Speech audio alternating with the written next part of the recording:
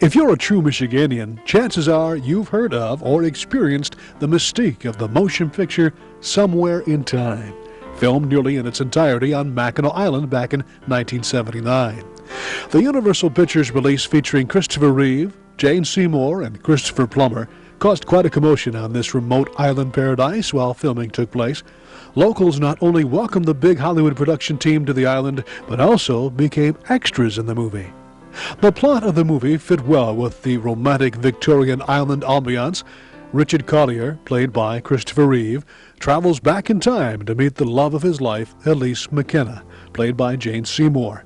The two are later ripped apart during a romantic interlude as Richard is swept back to the present, leaving a befuddled Elise McKenna in the past to make her way day by day into the future where they again meet. An older Elise, but a still young Richard. It's a movie that didn't fare well with many of the critics, too romantic for their tastes. The movie didn't lose money, but it certainly wasn't a smash hit at the box office. But now, more than 20 years later, the producers are having their proverbial last laughs. The movie is more popular than ever, with a loyal following of fans that stretches around the world. It's one of Universal Pictures' more popular video releases on both VHS and DVD. And the original motion picture musical soundtrack on tape and CD is still a consistent seller. There's even an organization of fans that call themselves the International Network of Somewhere in Time Enthusiasts, Insight for short, that meet once a year in October at the island's Grand Hotel, which was a focal point of the whole movie. Here they dress in turn-of-the-century period costumes and reminisce with other connoisseurs of the movie, then attend special related events which have included special guest speakers like Christopher Reeve and Jane Seymour. For fans of Somewhere in Time, a visit to Mackinac Island is a dream come true. It's become a sort of pilgrimage for many to visit the location spots where key scenes were shot.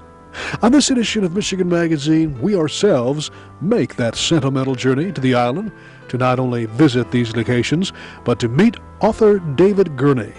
David is one of those true connoisseurs of Somewhere in Time. After seeing the movie, he not only became a fan, but also felt a unique kinship with the characters and the plot. So much so that soon he found himself uprooting his family in Columbus, Ohio, and relocating to Mackinac Island to follow his dream of writing a sequel, or prequel if you will, to Somewhere in Time, that hopefully will eventually be filmed and released as another major motion picture. It was a blustery autumn day, the day we traveled to the island to meet David. Meeting dockside at Arnold's Ferry Service, we quickly made our way via horse-drawn taxi to Mission Point Inn, where much of the filming was actually done. Here in the shadows of the theater, where key scenes were shot, David sat in the actual seat once occupied by Christopher Reeve.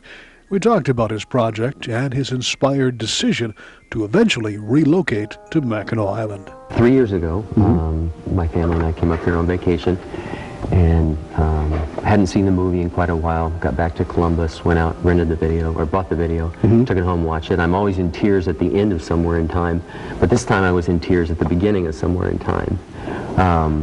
I sat and watched the old Elise sitting in the shadows, waiting to give Richard Collier the watch, and I just started crying. I thought, it just hit me. What has she been through? She's waited for 60 years to give him this watch. And I thought, there's a story here. You know, the passion of their love was really Richard, but the strength of their love was Elise, who waited for those 60 years to give him the watch.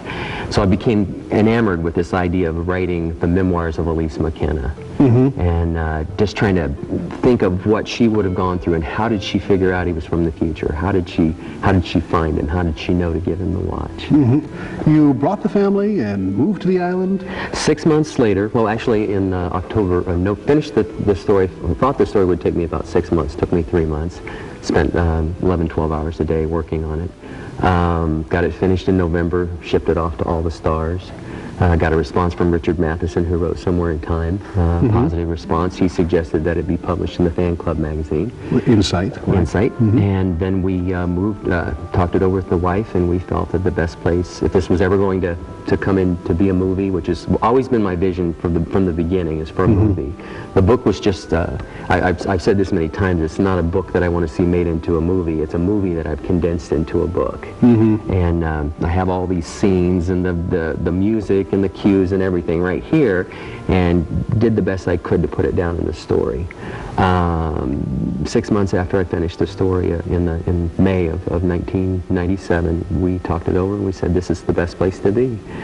We've always wanted to live in northern Michigan. Love northern Michigan. You also, I noticed in reading your manuscript that you do stay true to the island and to the flavor of the original motion picture. That was just absolutely utmost in my mind to do that. There were a lot of different possibilities for sequels, or at least things that could be called sequels, but in my opinion, this was the only way that I saw to be exactly true to the original story, and not to change the original story. I didn't want to change the original story at all. I wanted it to just to be a continuation of the story, and just to be perfectly circular with the original story.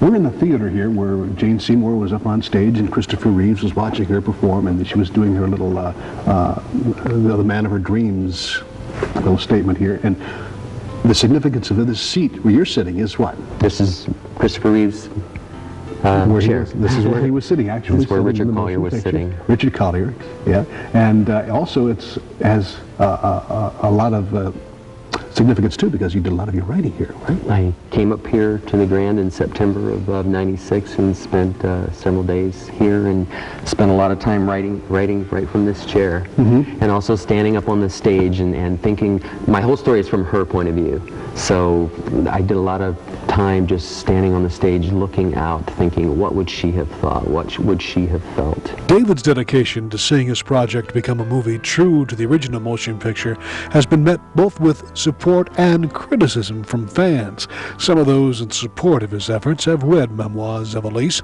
and are quite anxious to see some of those loose ends in the original motion picture come together for a form of completion, while a few believe no further story should be told.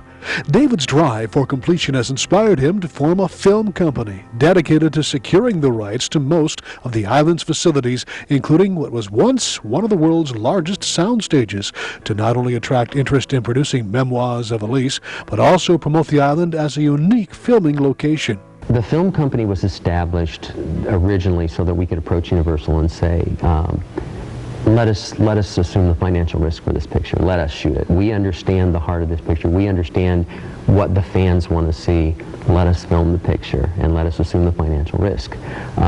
Or sell us the rights to Somewhere in Time and let us film, and they were not interested in that. Since then, I've thought what a wonderful thing it would be. This is such an incredible place to film.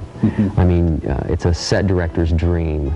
You don't need props and sets. You already have them. You have a fort, you have soldiers, you have original guns, you have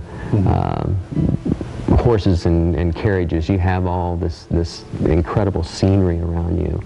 So the film company right now, our thinking is that we'll be able to do 3 feature films over the next 5 years, utilizing Mackinac Island, films that have a kind of a classic romantic flavor, and films that really portray the island as beautiful as it is, and in a very positive light. So taken with the beauty of Mackinac Island and his current project, Memoirs of Elise, David, a musician at heart, composed and recorded the soundtrack of his yet unproduced movie, which we found to be a wonderful background accompaniment to reading memoirs. David's first printing of Memoirs of Elise was snatched up quickly. Now the only place one can find the book is through the popular online internet auction called eBay.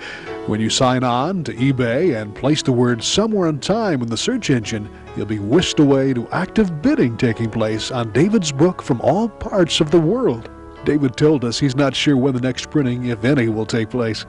As we visited many of the key location sites of Somewhere in Time with David that day, we were overwhelmed with his enthusiasm to see his prequel become reality, and also struck by his desire to protect the true spirit of the film from possible bottom-line movie companies attempting to sweep in and do a quickie direct-to-video movie sequel campaign simply to cash in on the popularity of the original movie.